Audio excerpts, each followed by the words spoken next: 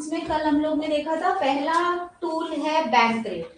अभी bank rate क्या होता है, कुछ शॉर्ट टर्म लोन्स होते हैं। जब कभी भी, पहले ना हम लोग समझ लेंगे, उसके बाद में आपको लिखने का टाइम देंगे। तो जब कभी भी किसी भी बैंक के पास फंड्स की या पैसे की कमी होती है, जैसे कई बार क्या होता है कि बैंक का नाम खराब हो गया या कोई भी ऐसी सिचुएशन आ गई जहां पर कस्टमर्स ने बहुत सारे अपने डिपॉजिट्स निकाल लिए। जब कस्टमर्स ने अपने डिपॉजिट्स निकाल दिए, तो जब उस समय पे बैंक के पास पैसे की कमी हो जाती है, उस टाइम पे बैंक जो है आरबीआई से कुछ पैसा लेंड मतलब उधार ले सकती है, बोरो कर सकती है।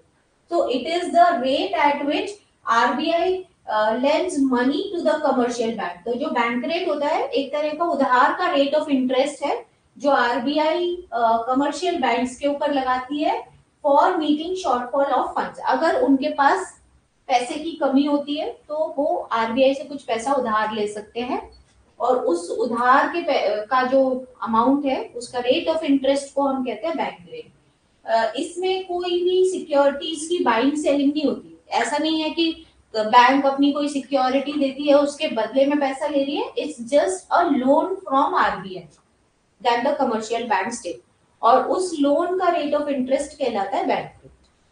ठीक है, ये लिख लीजिए पहले आप लोग बैंक रेट का डेफिनेशन। नहीं, RBI again it is fixed by RBI.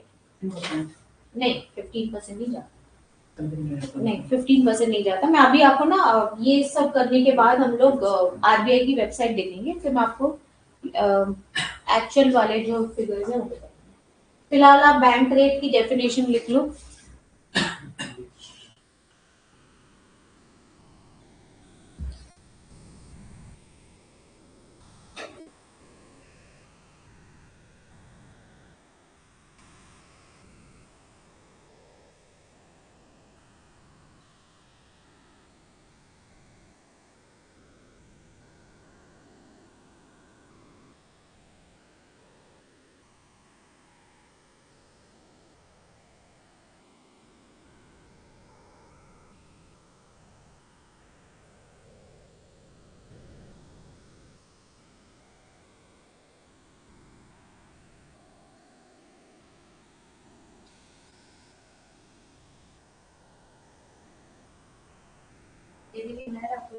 अभी पहले समझ लेंगे फिर इसके बाद लिख लेंगे।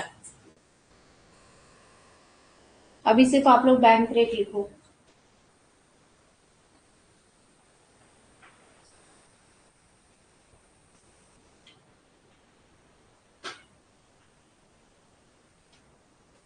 ठीक है, तो ये तो वो लेंड किया हुआ अमाउंट होता है जो बैंक्स अपनी पैसे की कमी की वजह से आरबीआई से जो लोन लेती हैं, उस लोन के रेट ऑफ इंटरेस्ट को बैंक रेट कहते हैं। इसमें कोई भी सिक्योरिटीज का लेन देन नहीं होता।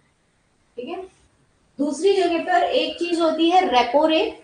ये एक ऐसा रेट ऑफ इंटरेस्ट होता है जो कि बैंक्स आरबीआई से लेती है लोन, लेकिन अपनी गवर्नमेंट सिक्योरिटीज जो उनके पास सरप्लस गवर्नमेंट सिक्योरिटीज हैं, जैसे किसान विकास पत्र है, कुछ लोगों ने परचेज किया लेकिन बहुत सारे लोगों ने नहीं परचेज किया, तो बैंक के पास वो सरप्लस रह जाते हैं। तो वो सिक्योरिटीज को आरबीआई को थोड़े टाइम के लिए, इट्स शॉर्ट टर्म लोन, वैसे तो ये भी शॉर्ट टर्म लोन ही है, लेकिन शॉर्ट टर्म के लिए इनके पास पैसा आ जाता है। जो सिक्योरिटीज इनके पास है बैंक्स के पास, उसके बदले में ये कुछ पैसा आरबीआई से लेते हैं। ठीक है, तो यहाँ पर सिक्योरिटीज का लेन देन होने के बाद पैसा मिल रहा है, और जो वो पैसा मिल रहा है उसका रेट ऑफ इंटरेस्ट होता है रेपो रेट। तो it is the rate at which banks borrow money from RBI by selling their surplus government securities. यहाँ पर गवर्नमेंट सिक्योरिटीज देने के बाद आरबीआई से कुछ पैसा उधार लिया जाता है, वो रेट ऑफ इंटरेस्ट को कहते हैं हम लोग रेपो रेट। ये शॉर्ट टर्म लोन है, ये भी होता है शॉर्ट टर्म लोन्स। ठीक है, the more the repo rate the more is the cost of short term money.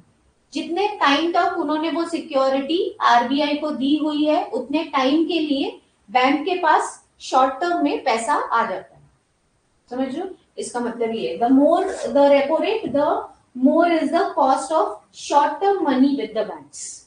समझ पा रहे हो आप लोग? मतलब कि बैंक्स के पास शॉर्ट टर्म में थोड़े छोटे टाइम के लिए, जब तक वो सिक्योरिटी उन्होंने आरबीआई को दी हुई है तब तक के लिए थोड़ा फंड्स आ जाते हैं। शॉर्ट टर्म के लिए तो बहुत होता है गवर्नमेंट बैंक्स जो आरबीआई से मिलते हैं, तो मैम इसका टाइम पीरियड कितना होता है? जैसे शॉर्ट टर्म में फाइनेंस में हमेशा short term means less than 1 year. Financial industry में short term is always less than 1 year.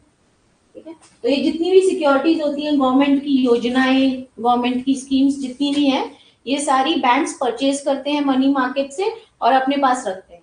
जब कभी लगता है उनको पैसे की जरूरत है, वो सेल कर सकते हैं आरबीआई को फॉर शॉर्ट टर्म, और उसका इंटरेस्ट रेट जो आरबीआई लगाती है that is called as repo.